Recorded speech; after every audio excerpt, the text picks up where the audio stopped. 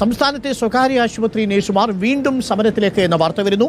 ഇന്നു മുതൽ 26 പ്രമുഖ ആശുപത്രികളിലാണ് സമരം പുനരാരംഭിക്കുന്നത്. ഹൈക്കോടതി നിർദ്ദേശപ്രകാരം നടത്തിയ മധ്യസ്ഥ ചർച്ച പരാജയപ്പെട്ടതിനെ തുടർന്നാണ് സമരം പുനരാരംഭിക്കുന്നത്.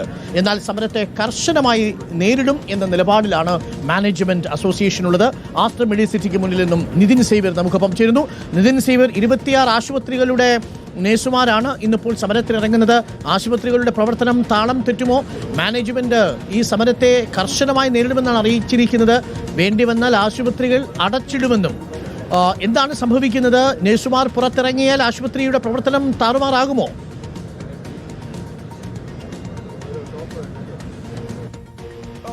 ഡോക്ടർ അരുൺകുമാർ, അങ്ങനെ തന്നെയാണ് നമ്മൾ കരുതേണ്ടത്. നഴ്സുമാർ പൂർണ്ണമായി സമരത്തിൽ ഏർപ്പെട്ടാൽ ആശുപത്രിയുടെ പ്രവർത്തനത്തെ അത് വീണ്ടും ബാധിക്കുമെന്നാണ് നമുക്ക് മനസ്സിലാവുന്നത്. കഴിഞ്ഞ ആഴ്ച ഒരു ഇടവേളയ്ക്ക് ശേഷം വീണ്ടും നഴ്സുമാരുടെ സമരം പുനരാരംഭിക്കുകയാണ്, സ്വകാര്യ ആശുപത്രികളിലെ നഴ്സുമാരുടെ. അപ്പോൾ ഈ കഴിഞ്ഞ ദിവസങ്ങളിൽ ഈ നഴ്സുമാർ സമരം നടത്തിയപ്പോഴൊക്കെ തന്നെ വലിയ തോതിലുള്ള ഒരു ബുദ്ധിമുട്ട് ആശുപത്രികളിലൊക്കെ അനുഭവപ്പെട്ടിരുന്നു. ഹൈക്കോടതിയുടെ നിർദ്ദേശത്തെ തുടർന്ന് 2 തവണ മധ്യസ്ഥ ചർച്ച നടത്തിയിരുന്നു. UNA മാനേജ്മെന്റ് അസോസിയേഷനുമായി 2 തവണ മധ്യസ്ഥ ചർച്ച നടത്തിയിരുന്നു. പക്ഷേ 2 തവണയും നടത്തിയ ചർച്ചകൾ പരാജയപ്പെടുകയായിരുന്നു ഉണ്ടായിരുന്നത്. അതിനെ തുടർന്നാണ് ഇന്ന് വീണ്ടും ഈ സമരം തുടങ്ങാനായി ഇപ്പോൾ ഈ UNA തീരുമാനിച്ചിട്ടുള്ളത്. 26 പ്രമുഖ ആശുപത്രികളിലാണ് ഈ സംസ്ഥാനത്തൊട്ടാകെ ഇവർ സമരം നടത്തുന്നത്. അതിൽ എറണാകുളത്ത് മാത്രം നിലവിൽ 3 ആശുപത്രിയിൽ സമരം ആരംഭിച്ചിട്ടുണ്ട് എന്നാണ് നമ്മൾ മനസ്സിലാക്കുന്നത്. 40,000 രൂപ മിനിമം വേതനം ഉൾപ്പെടെ നിരവധി ആവശ്യങ്ങളാണ് ഇവർ ഉന്നയിച്ചിട്ടുള്ളത്. സ്വകാര്യ ആശുപത്രികളിലെ നഴ്സുമാരുടെ ശമ്പള വർധനയുടെ കാര്യത്തിൽ 21 മാനേജ്മെന്റുകളുമായി നിലവിൽ UNA ഒരു ധാരണയിൽ എത്തിയിട്ടുണ്ട്. 469 ആശുപത്രികളുമായി ധാരണയിൽ എത്തിയിട്ടുണ്ട് എന്നാണ് നിലവിൽ മനസ്സിലാക്കുന്നത്. 21 ആശുപത്രികളുമായി ധാരണയിൽ എത്താനുണ്ടെന്നാണ് മനസ്സിലാകുന്നത്. ഏതായാലും നിലവിൽ ഇവിടെ ഇപ്പോൾ വീണ്ടും സമരം ആരംഭിക്കാനുള്ളൊരു തീരുമാനമാണല്ലേ? അതെ സാർ. എന്ന് വെച്ച് കഴിഞ്ഞാൽ നമ്മൾ ചർച്ചകൾക്ക് ഒടുവിൽ ഒരു തീരുമാനം ആവാത്തതുകൊണ്ട് തന്നെ നമ്മൾ വീണ്ടും ശക്തമായിട്ടുള്ള സമരത്തിലോട്ട് ഇറങ്ങിയിരിക്കുകയാണ്. അപ്പോൾ ഈ ആശുപത്രികളുടെ പ്രവർത്തനത്തെ ഇത് കാര്യമായി ബാധിക്കില്ല? ബാധിക്കും. നമ്മളിപ്പോഴും അവിടെ നമ്മൾ കുറച്ച് സ്റ്റാഫിനോട് നമ്മൾ വിട്ടുകൊടുത്തിട്ടുണ്ട്.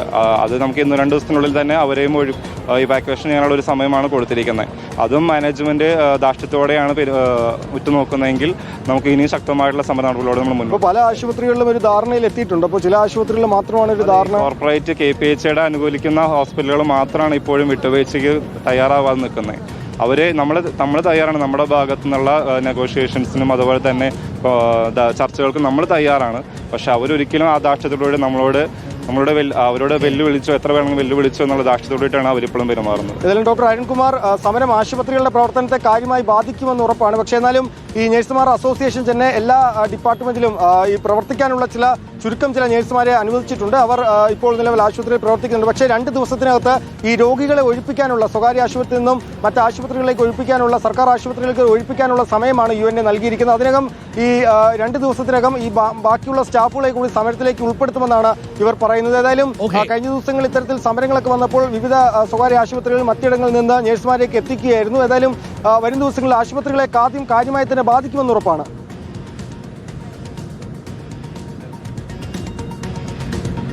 Thank you. നിതിൻ സേവ്യറാണ് ആസ്റ്റർ മെഡിസിറ്റിക്ക് മുന്നിൽ നിന്നും വിവരങ്ങൾ നൽകിയത്. Thank you Nitin Xavier. Thank U.